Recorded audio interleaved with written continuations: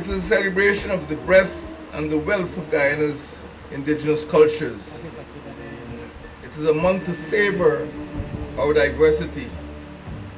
It is a month to take action to preserve this rich culture, to protect, to promote, and to preserve the customs and traditions of our indigenous peoples. The Akawayo, the Arawak, the Arekuna, the Carib, the Makushi, the Patamona, the Waiwai, the Wapishana, and the Warao. President David Granger, in his feature address on the launch of Amerindian Heritage Month, Mr. Granger noted that the slow pace of economic growth has threatened communities. He went on to say that these limited economic opportunities over the past 2 decades have caused social distress and migration. The indigenous cultural landscape is complex. As you've heard, indigenous culture is not monolithic.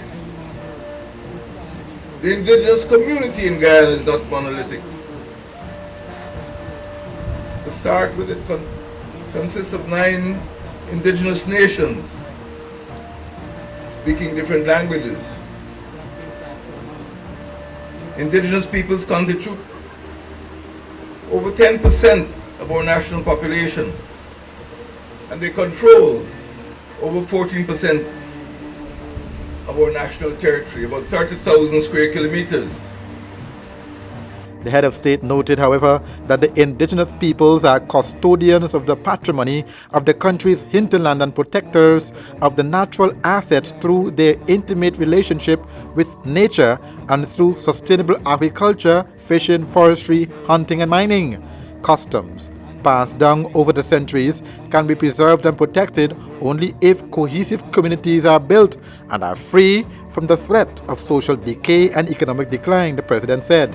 Yes, culture is important, but culture will be under threat unless we had the apparatus and the mechanism to ensure that those communities are prosperous.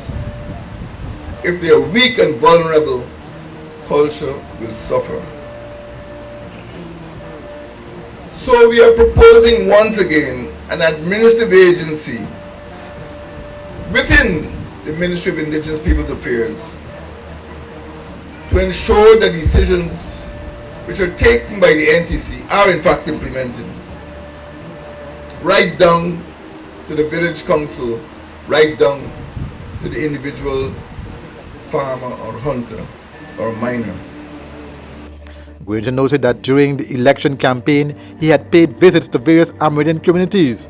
During these visits, he observed that older villagers still spoke their original Amerindian languages. Meanwhile, Vice President and Minister of Indigenous Peoples Affairs, Mr. Sidney Alicock, in his remarks said that his ministry has been working round the clock with the various indigenous communities across the country.